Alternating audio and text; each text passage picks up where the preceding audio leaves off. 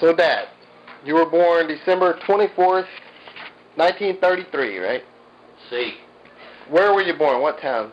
Outside of Covington. And your parents' names? Delia Lucille, William Jefferson Barfield. Where were they married? Have no idea. Somewhere around Covington, Fort Worth, or somewhere up. Do you remember anything from Covington? I got a lot of stories about that. All right. Good and bad, huh? I remember being pulled on a cotton sack. I remember Buck driving the mules and picking corn. I remember taking cotton to the gin. I remember playing in the snow. I remember getting water on the sleigh, taking it to the milk cow. I remember the neighbors stealing apples and Daddy shooting them over their heads. He didn't try to shoot at them. I remember Christmas, we'd stir up sparks in the chimney so they'd come out the chimney up into the sky. I remember Daddy whooping us and tying us to the chair. I remember Mama beating bricks, putting on her feet in the cold weather. I remember the old outhouse and the tarantulas and the big red ants, killing chickens, hogs, the smokehouse. I mean, most of them. So when did y'all move from Covington? I think it was 1940. And y'all moved to where? I'm thinking we moved to West Columbia. You were 7 or No, 6? No, I was not even in school, so 1940, I would have been I was 6, yeah, when we come down here. But I started school in 1940. We may have got here the latter part of 39, but it was warm weather, so I'd say it's 1940. If I get it straight, we moved about 3 times the first year we was here. We went to West Columbia, then we went to Hyacima, over on Hyacima Road, and then we moved out on Highway 35, and then we moved back to Old Ocean, and I think we did all that in 1 year. Because I went to first grade in West Columbia, Van Vleck, and Sweeney. So, what was school like when you started school? And did you go to Sweeney? I only remember maybe 1 day in West Columbia, you know, and just a day or so at Sweeney, and just a day or so at Van Vleck. The main thing I remember about was when they went to 12 grades, is how they did it. I've told the story 100 times. One more time. Well, they had little old tables on one side of the room and they had the other side, so she did it real smart like. She said, we asked her, well, who's going to be in the first grade and second grade? She thought a minute. She said, well, everybody sitting on this side of the room being first grade and everybody sitting on the right side being the second. Didn't make any difference in grades or nothing else. And I was on the left side, so I was in the first grade. Wow. So I didn't get moved up a grade. That's how it worked. Well, I graduated with 30-something, so I'm sure Van Vleck was smaller. They might not even been 20. It was probably 150 in high school when I graduated in the 4th grade in 52. Do you remember when the war ended? 45, yeah. Well, do I remember like us jumping up and down celebrating? Yeah. I just remember it being over and everybody being happy. And then some of the people coming home, and I remember Hack coming home. The first time I seen Mama, she was on the bridge talking to another fella. But she had a real dark, either black or blue dress on with about 15 petticoats.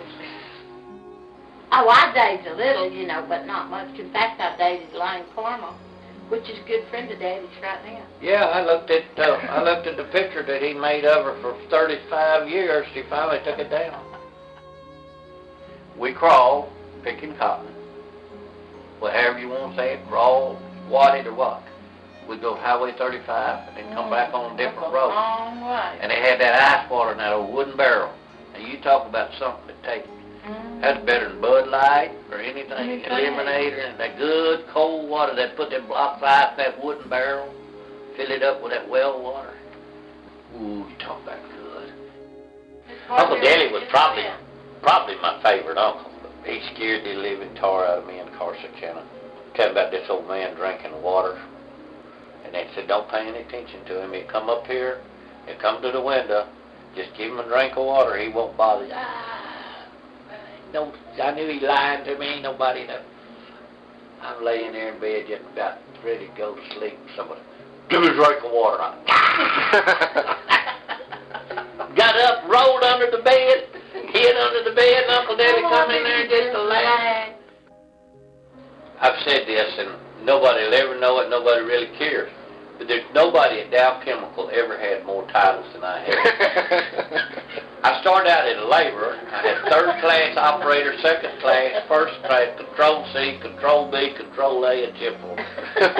All in one department. And there ain't even 8 different titles in the department anymore. I was the only one that they ever had in that department as a laborer. After I moved up, they didn't hire another one. They made him an operator, which was me. And then they did away with that operating job later on. I was the only one that ever held that job in the department. Our electrician, our block electrician, had a bicycle. His own? No, Dow furnished him a bicycle to get around from job to job. Wow. Now, when I left there, our electrician had a brand new pickup with a big nice toolbox, air conditioning radio. When I first went there, the electrician rode a bicycle, had his pouch around his waist. Wow. And the instrument man had a bicycle. Now, he worked at the movie theater? Uh-huh. When did you start working there? Well, I got my black eye on my junior year, and I'd been working there a while, so I was about 16. Lassie Come Home was the first movie. They was lined up for over a block. What year was that? Theater. I want to say 1945. Saturday was Western Day. Sunday was always the best picture show, closed on Monday. And usually what they run, Tuesday and Wednesday, the same movie, right? Of course, being out there at the golf course and at the swimming pool, I seen golfers, but I never was interested. You worked out there? No. No, I never even hit a golf ball out there. We went, one weekend I was broke, and I was in service.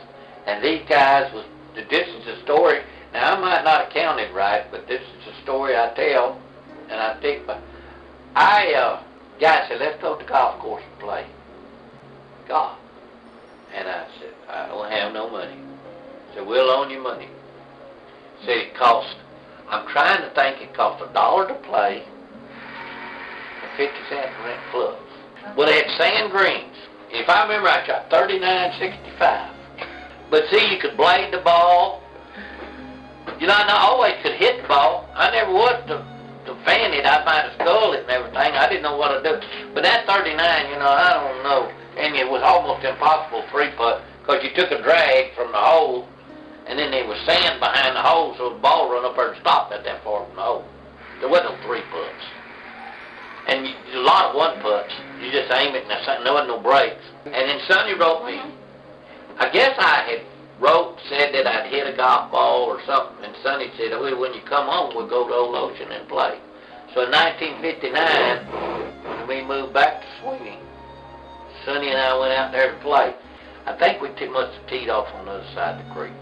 So Roy Payne kept them damn tees across the creek.